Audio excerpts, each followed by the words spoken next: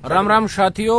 एक तो जो भी साथी भाई सुशील नरवाल के पेज पे जुड़े, देखते इस वीडियो को शेयर टू ग्रुप करें, क्योंकि बहुत बड़ा मुद्दा है। और एक सिस्टम चल रहा है उसके खिलाफ आपको पता है कि जो जनता सरकार मोर्चा है वो गांव गांव लोगों को जागृत कर रहा है और लोगों को समझा रहा है और लोगों का ठीक ठाक रिस्पॉन्स भी मिल रहा है, लोग जाग भी रहे हैं। तो आज बताएंगे। हाँ जी, नमस्ते साथियों, वंदे मातरम, भारत माता की जय, जय गौ मां, जय आयुर्वेद साथियों। और आपके साथ एक चर्चा करेंगे हम लोग, और साथ में भाई डॉक्टर देवेंद्र बलारा जी हैं, भाई विनोद जी हैं, धनौरे जी। और चर्चा का विषय ये है, देखो अभी कल बजट पेश हुआ है और बजट में एक जो खासकर जो एक डिजिटल करेंसी की जो बात निकल के आ रही है, बार बार काफ़ी समय से निकल के आ रही है। और आज से अगर मैं 4-5-6 साल पहले की बात करूं तो हमें ये बताया गया कि डिजिटल करेंसी आएगी, उससे क्या अपराध कम हो जाएगा, क्योंकि पैसा लेन देन नहीं होगा। और जो बहुत ज़्यादा अमीर लोग हैं, जो कैश में लेन देन करते हैं, जो 2 नंबर काम करते हैं, उन पे भी कंट्रोल हो जाएगा।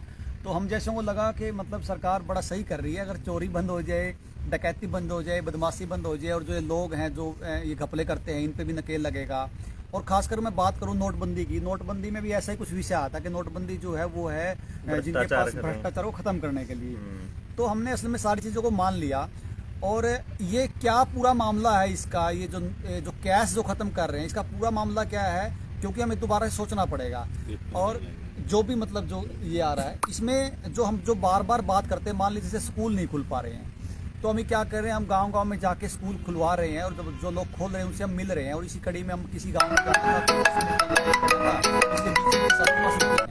साथियों, हम जो बार बार एक चीज़ कहते हैं कि लड़ाई ना तो रोड सड़क की लड़ाई है, ना ये कहीं मतलब किसी के साथ कोई धरने की लड़ाई है। अब मान लीजिए कल को आपका कैश बंद कर देते हैं, या मतलब कैश में लेने देनी बंद हो जाएगा, तो हम किसका सिर फोड़ेंगे, बताओ क्या करेंगे। अब इसमें जो थोड़ा सा मुझे इसमें मेरी समझ ये बन पा रही कि क्यों हम कह रहे हैं कि हमें गांव को खड़ा करना पड़ेगा, क्योंकि गांव वही गांव जो आज से 100 साल पहले, तो मान लीजिए जो व्यक्ति बाल काटता था, नाई था, उसको वही जो आप वाली बात है, वो मतलब 100 घर उसके 200 घर उसका जो होता था, वो जाके उसको मतलब अनाज देते थे, अनाज वाला अनाज, डंगरा का भी, न्यार का भी, मतलब हाँ, खाली अनाज का। और जैसे मान लीजिए जो कुम्हार होता था, बर्तन पूरी साल बर्तन देता था। और आज भी ऐसे कुम्हार हैं गांव में जो बर्तन के बदले अनाज लेते हैं, ऐसे कुम्हार हैं अभी भी। और ऐसे नाई भी कुछ घरों के आज भी हैं कि जो मतलब अनाज लेते हैं। इसी तरह की मैं बात करूं तो जैसे जो भी हमारे जो महाजन जो पंडित होते थे, जो वो अपना को हवन यज्ञ का काम करते थे, उनको भी अनाज के रूप में या गाय के रूप में उनको दक्षिणा दी जाती थी। तो मतलब पहले हम जितने भी काम हमने देखा कि जैसे जब लोहार जब वो काम करता था, मुझे छोटा सा याद है, तो वो भी पूरे साल काम करता था और अनाज ही लेता था, मतलब पैसे का कोई प्रचलन ही नहीं था, पैसे का लेन देन था ही नहीं।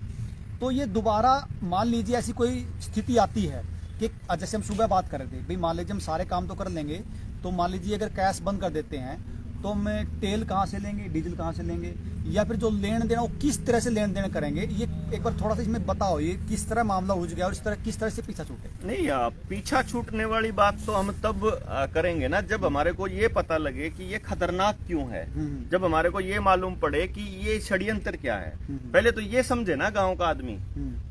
रीजन बीइंग, हम अगर ये कहेंगे कि आज से 100 साल पहले या 50 साल पहले हम लोग 50 छोड़ो, अपने बचपन में, हमारे बचपन की बात है, ये तो 30 साल 40 साल पहले भी ऐसे ही होता था। तो उस टाइम पे भी प्रचलन जो था वो बाटर सिस्टम ही था। तो जब हम बाटर सिस्टम को दोबारा लाने की बात करेंगे, कर दूं क्या आप जो कहना चाहते हो, जो आपने कहा भी, जो मैंने सुना भी, जो मुझे समझ भी आ रहा है, हाँ। कि मान लीजिए अब जो आप सोशल क्रेडिट सिस्टम की बात कर रहे हो, हाँ। कि मतलब अभी जो डिजिटल में पैसे आते हैं वो पैसे बंद हो जाएंगे, सिर्फ आपको टोकन ही मिलेगा। टोकन, हाँ, वो उसको वही बता रहा हूँ। पहले एक बारी ना उसको समझेंगे। पहले उन लोगों को बताने के लिए ये बात होती है कि भाई जो लोग ना मतलब ये कहेंगे हम लोगों को कि तुम आज से 20 साल 30 साल पीछे लेके जाना चाहते हो क्या अपने समाज को। भाई जो अगर आप अवाय बात करने लगा, यार इंटरनेट का जमाना है, कंप्यूटर का जमाना है, IT डिपार्टमेंट मतलब इतने दूर पर चांद पे दुनिया पहुंच गई, तामू न उल्टा लेके जाने लग रहे हो। थम फिर आयुर्वेद की बात करो, थम फिर खेती की बात करो, थम फिर वापस इंडस्ट्रियलाइजेशन का जमाना, 4th इंडस्ट्रियल रेवोल्यूशन, और पूरी दुनिया में न्यू होने लग रहा, चांद मार्स की तैयारी करने लग रहा है एलन मस्क। तो वो जो लोग हैं वो उसकी दलील इस तरह से देंगे, लेकिन आम आदमी की जिंदगी पे क्या असर पड़ेगा ये समझने वाली बात है कि जो अमीर घराने हैं उन लोगों को तो पैसे की भी कमी नहीं रही। आज रोजमर्रा के अखबारों में आपको खबरें मिल जाएंगी कि भाई जब से ये 2 साल का टाइम आया है, जब से लॉकडाउन लगने स्टार्ट हुए हैं, तब से अमीरों की संपत्ति अकूत बनती जा रही है और गरीबों की और मिडिल क्लास फैमिली की, या तो मिडिल क्लास जो है वो ऊपरली उसमें शिफ्ट हो रहा है अगर इन्हीं से रिलेटेड धंधे कर रहा है तो, या फिर वो निचली उसमें, तो 2 ही स्लैब बन रही हैं, एक बहुत अमीर एक बहुत गरीब। जो बहुत गरीब है उसको इस तरह से कर रही है सरकार कि उसकी हर जरूरत जो है वो सरकार पूरी करेगी। कहने का मतलब ये हुआ कि उसको राशन भी सरकार देगी, उसके बच्चे की पढ़ाई का इंतजाम भी सरकार करेगी, उसका इंटरनेट भी रिचार्ज सरकार करेगी, उसको पानी भी सरकार मुहैया कराएगी, उसको गैस भी मुहैया सरकार कराएगी, उसकी और जो जरूरतें हैं रोजमर्रा की वो सारी की सारी सरकार मुहैया कराएगी। तो सरकार को वो मुहैया कराने के लिए सरकार कहती है कि हमारे पास ऐसे फ्रॉड लोग हैं जो 2-2 जगह से 3-3 जगह से राशन पानी ये सब ले रहे थे, तो उसको रोकने के लिए हमें डिजिटलाइज करना पड़ेगा और इसीलिए वो आधार कार्ड को ले आए।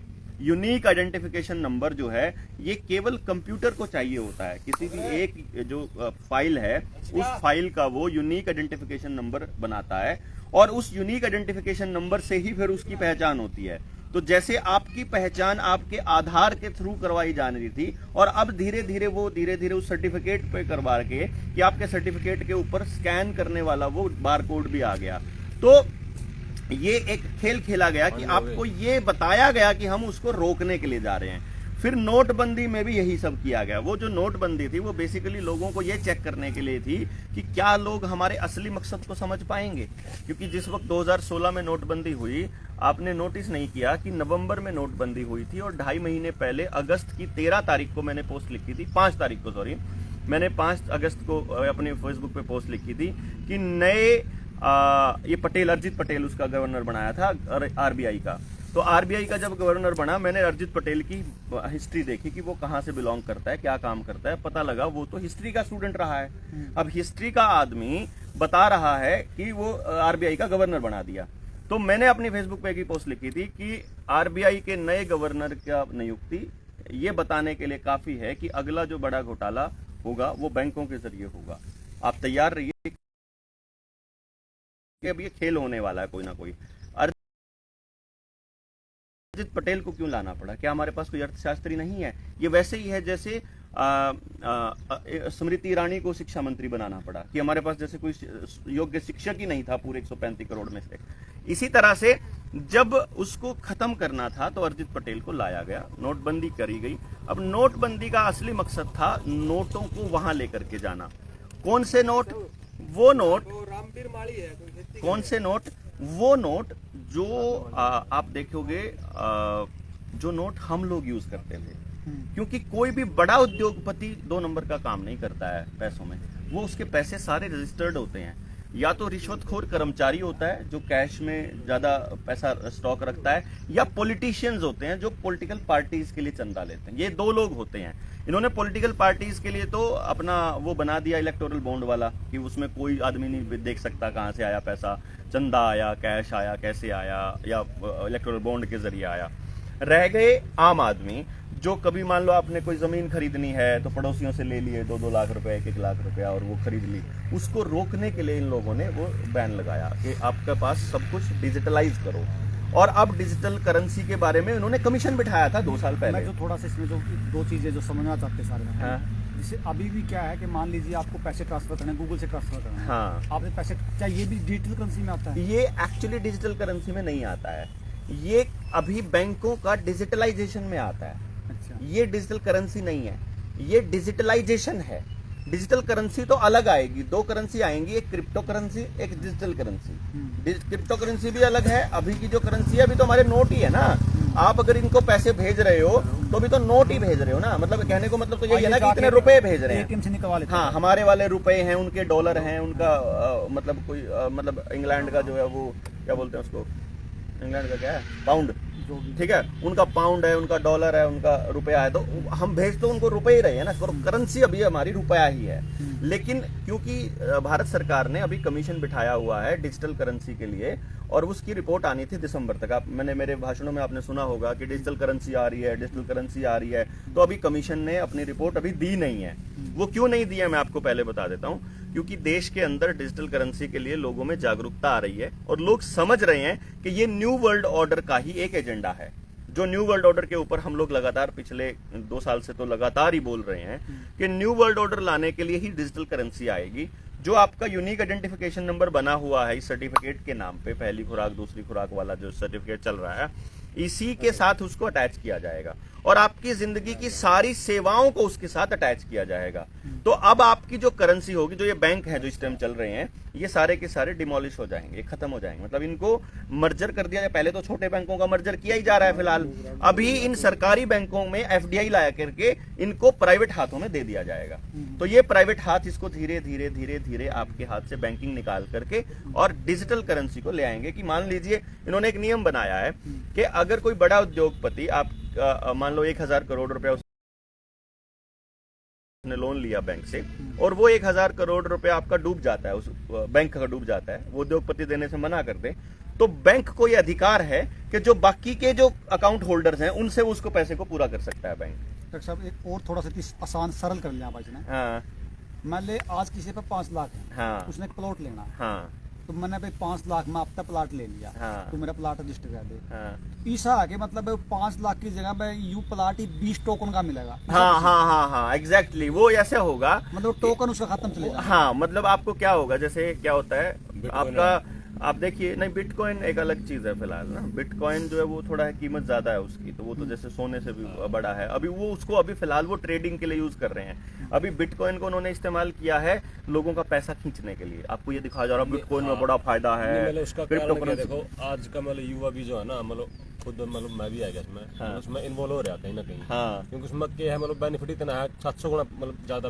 मुनाफा वो मुनाफा आपको दिखाया जा रहा है फिलहाल, अभी आपको खींचा जा रहा है वहां। अब जैसे शेयर मार्केट के अंदर देखो, शेयर मार्केट में कभी भी बड़े धुंधरों का नुकसान नहीं होता, वो अपने हिसाब से शेयर मार्केट को चलाते हैं। ऐसे ही बिटकॉइन और क्रिप्टो करेंसी का जो खेल है, ये आपको खींचने के लिए ही कराया जा रहा है। आपको क्या कहेगा युवा, अपने बाबू तक कहेगा बाबू यू 1 किला बेच दे तो 10 किला जुगाड़ हो जाएगा, साल में स्वाद आ रहा 10 गुना हो है। जाए। हाँ साल में 10 गुना हो जाए। तो वो अभी आपको 10 गुना करके दिखाया जा रहा है। जैसे आपको बीज बांटे गए थे फ्री में, जैसे आपको जो चीज फ्री में दी जाती थी ना, वो अब जैसे क्या है, घर घर में ये उज्ज्वला योजना क्यों लाया गई पता है? क्योंकि इन्होंने जो कार्बन एमिशन को रोकने के लिए जो लकड़ी जलाने पर, गोश्ते जलाने पर जो पाबंदी लगने वाली है आने वाले टाइम में, उसके लिए उज्ज्वला योजना घर घर गई है। नहीं वह फैलनी होगी भाई साहब, घर घर पहुंचा देंगे बाद में। अभी अभी सारे परिवार के परिवार खत्म भी तो होने वाले हैं जब अगली डोजेस का स्वाद लेंगे।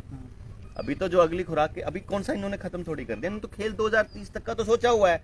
लोग थोड़े जागरूक हो गए तो 35 तक लटका देंगे। लोग बड़े जागरूक हो गए, अगर खत्म करने के लिए तो आपको बहुत बड़ा चंक जागरूक करना पड़ेगा ना, एक एक पॉइंट को क्लियर करके बताना पड़ेगा ना। आप कैसे आधे घंटे में 1 घंटे की बात में समझा दोगे, उसने 2 घंटे में, भाई साहब 10-10 घंटे लगेंगे बैठ के समझने के लिए। लंबा हो जाए तो मेन जो मेरा जो समझ में आई बात है, हाँ। एक भाइयों को आया है ईसा भी उसका अपने सिक्के जो अपने चांदी के सिक्के आप पे चलाने पड़ते हैं, ईसा कुछ सोच के चांदी के सिक्के चलाओ, कागज चलाओ, तो जो ये कागज के हैं, ये नोट क्या है, अगर आपको पता है नोट क्या है? हाँ। नोट, ये नोट है, कागज तो है, कागज है यो। हाँ। ये क्या नोट है मैं आपको बताता हूँ।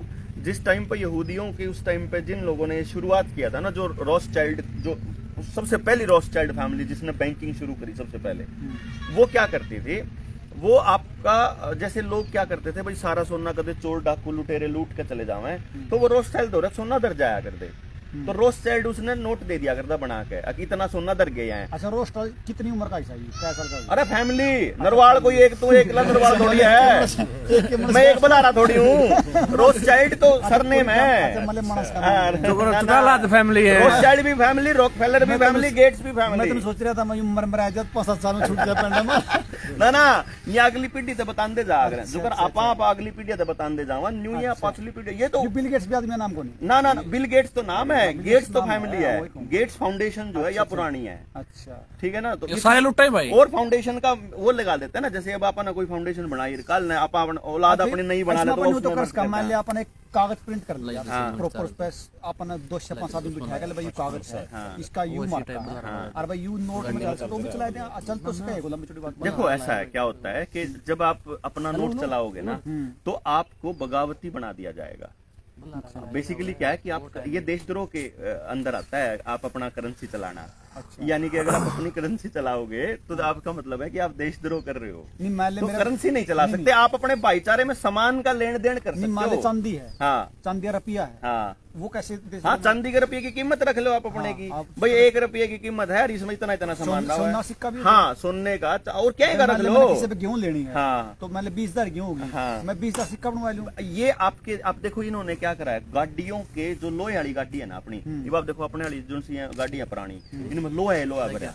नई गाड़ियां में प्लास्टिक और कार्बन फाइबर आवा है, लोहे तहत हथियार बन जाए हैं। कल ना अपनी रक्षा खातर अपन जेड़ी बनवानी हो, अपन गंडासे बनवाने हो, तो ये लोहे अगर हाथ खींचन लाग रहे हैं पुरानी गाड़ियों को डंप करने के नाम पे, ताकदे गामा वाले लोहा ना रख लें।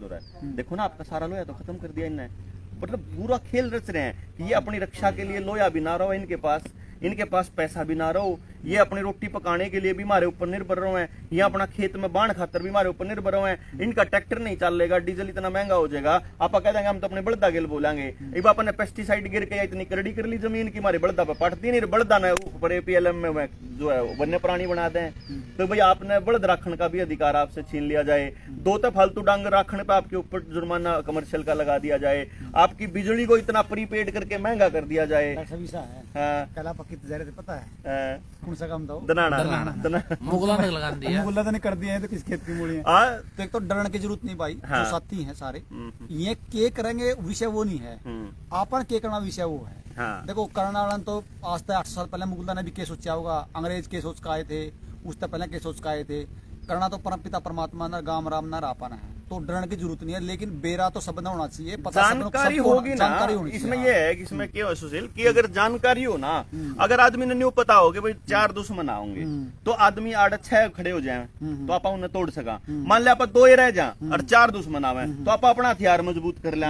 हमने न्यू भी बेरा हो अगले पे हथियार के है तो आप अपनी हथियार की तैयारी कर लें। अगला आदमी किस तरह से लड़ाई लड़ रहा है और अगला आदमी आपके लिए क्या तैयारियां करके आ रहा है, उसकी जानकारी अगर हो तो लड़ाई आसान हो जाती है। तो इसमें एक जो लड़ाई डॉक्टर साहब निकल के आई है ना, जो मेरे समझ में आई है, हाँ भाई इस लेवल पे भी तैयार हो जो कि आपने अपना गांव तक भी सीमित रहना पड़ सका है। हाँ, ये सत्य है, बिल्कुल। आपने बीज भी अपने बनाया का गांव में बोकर खाने पड़ सका, ऐसा स्थिति है कैसी? बिल्कुल आएगी। आपने कमेंट आया है, अपनी खेती भी बैल तक भाई करनी पड़ साहब, सका, ऐसी स्थिति है। आजाद हिंद फौज ने अपनी करेंसी चलाई थी। हाँ, आपने खेती तो बगावती थे भाई। बैल तय बीज अपने कपड़ा अपनी कपास बोक के कपड़ा भी बनाना सीखना पड़ेगा भाई, ईसा भी उसका कपड़ा भी ना दे हुए हैं, कपड़ा पे बैन ला दे भाई आपने। ये मशीनों को इसलिए तो खत्म किया ना गांव से। हाँ। गांव के अंदर जो अपना उद्योग थे, चाहे आपका मिट्टी के बर्तन बनाने वाला उद्योग है, चाहे आपके और सामान जो डेली रूटीन के कुम्हार था, सुनार था, लोहार था, वह सारे गांव में तो बजाने के पीछे यही तो लॉजिक था ना कि हम इनके ऊपर डिपेंडेंट हो जाए। एक चीज देखो मेरे को समझ में आया, हाँ। देख कोल्लू आएगा दोबारा, हाँ कर लो चीनी बंद, कर लो। ठीक है, दोबारा कुम्हार आएगी, हाँ,